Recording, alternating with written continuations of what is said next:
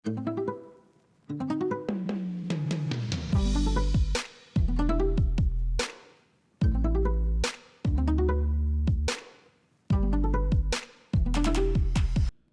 хүүхэлдэйн киноны ертөнцөл бидний хүүхэд насыг чимсэн дурсамжид аялал билээ. Харин тэрхүү ертөнцийн зүй ёсны баатар.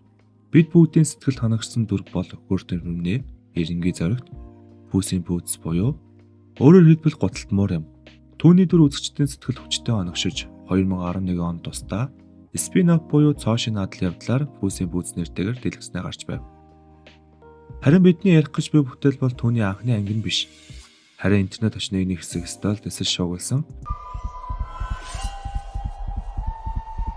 2023 оны Пүүсийн пүүц The Last Wish хэмээх бүтээл юм.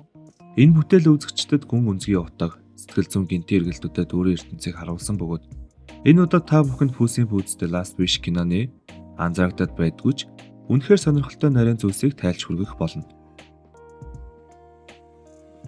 Кино бүтээл дээр үзэгчдийн сэтгэлд хоногдсон дуртай нэгэн дүр байдаг. Заримдаа тэдний фэнүүд тэр дүрийг ердөө хэдхэн орондч болоо дэлгэснээр буцаж ирэхийг хүсдэг. Яг л ийм сэтгэл хөдлөхөн бэлэг шиг мэдрэмжийг бидэнд хайрсан юм. Энэ удаагийн бүтээл зөвхөн гуталтмуурын адал явдлаар зогсохгүй. Ширээг ертөнцөөс бидний танил олон дүрс сэмхэн зочлон ирсэн үзэгчдийн нүдэнд сэтгэл дулаахан мэдрэмж төрүүлсэн. Хэдхэн ормын дуршил гарсан ч түүний дүрийг хараад яг л ийм мэдрэмж төрдөг. Өхөртөм хэрнээ эренгийн энэ жигмэг жал бидний хүүхэд насны илгэлэл Инээд хоёрын нэгэн чухал төлөөлөл байсаар ирсэн. Нэгэн дүр зурагт Жипето өвгөн Пиноккиогоор шоу үзүүлж мөнгө олж буйн гарна. Гэтэл түүний аавнаас би үнэхээр мөнгөгүй байна хэмээх гонигтай өгүүлбэр унах үед энэ зөвхөн хошигнол биш. Гүн утгатай шүмжлэл мэт сонсогдно. Үлгэрийн ертөнцөд ч гэсэн амьдрахад амаргүй болж байгаа юм шиг. Ойрт бидний дэлгэснээ араагүй энэ ярддаг хүрэлцгэн ердөө ганц хоёр өгүүлбэр хэлсэн ч тэр мөч үзэгчдийн дунд мартагдчихгүй болж чадсан гэдэгт итгэлтэй байна. Киноны нэг хэсэгт Пүүс эмчийн үлээлгийн өрөөнд ордог. Тэн жижиг охин аль эдийн өгсөн загсаа тэрс суух бөгөөд тэр загсан шилэн төвж байгаа нь ширээг бүтээлд элжиг анх герт нь орох үед харагддаг ширээгийн өгсөн загастай туу адилхан харагдаж байна. Мөн энд харагдаж байгаа шүдмийн дүр нь хувцас ногоон царай хар малгай нь Wizard of Oz кинонд гардаг Wicked Witch of the West-ийг шууд санагдуулна. Мөн адил Озын бэлэг тэмдэг болсон үнэ илчлэгч бөмбөлг нь Жакийн барьсан бөмбөлөгтэй тун адил харагдана. Wizard of Oz киноны шулмын домог болсон өгүүлбэр бол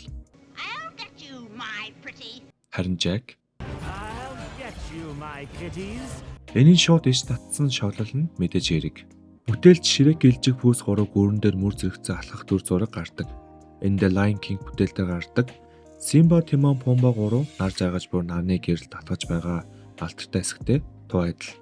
Ширэг дээр гардаг шидэд дагны ихийн шидэд төхөр бол киноны гол төлхөр болсон шидэд хэрэгсэл.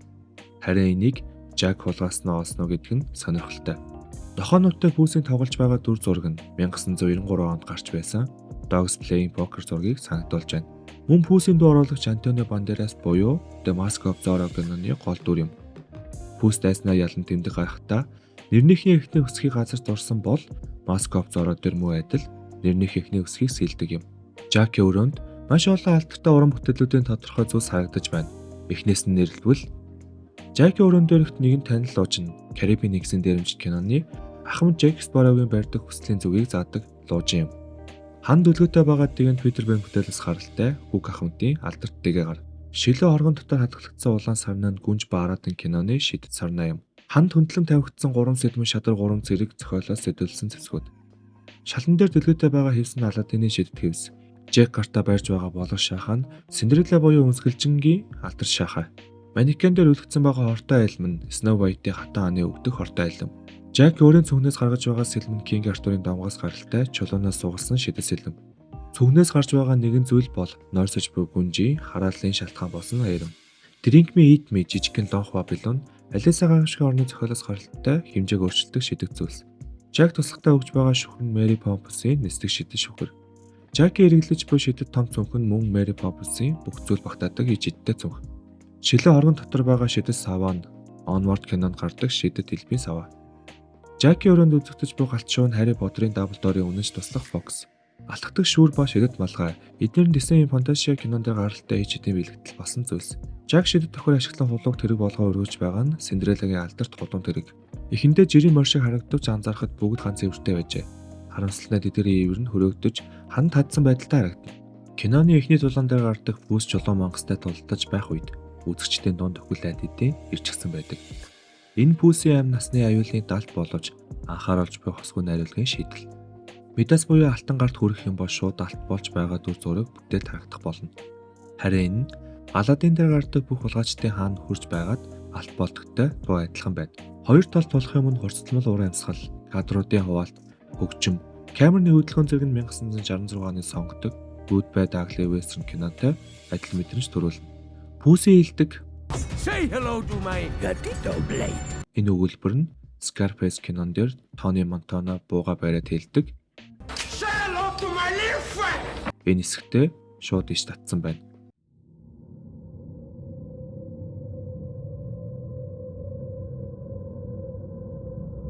Жохон эвгүй ч гэсэн газрын зургийг харах юм бол иймэрхүү газар харагддаг. Энэ англи хэлтэй орнууд дөрвөн дэлгэрсэн хүүхдийн дуу бөгөөд энэ дууны тухай олон яриа байдаг бөгөөд хамгийн алдартай онол нь хар тахлын үеийн бэлтгэл гэж үздэг. Үг үгээр нь тусгайлан үзэх юм бол арьсан дээр гардаг улаан туралт халдварын шинж тэмдэг. Үнэр дарах гэж цэцэг авч явдаг байсан. Шатаалт эсвэл амь насаа алдагдсан шаарлыг илэрхийлнэ. Бүгд өгөж унаж байна гэсэн утгатай. Ring around the rosy, pocket full of roses. Ashes, all down. Энэ удаагийн бичлэг та бүхэн таалагдсан гэж найдаж байна. Та бүхэн лайк болон subscribe дарж сувгаа дэмжээрэй. Тэгээд удахгүй уулзцгаая гэхээр жоох удлаа болчих гээд байдаг. Ямар ч гэсэн удахгүй уулзцгаая.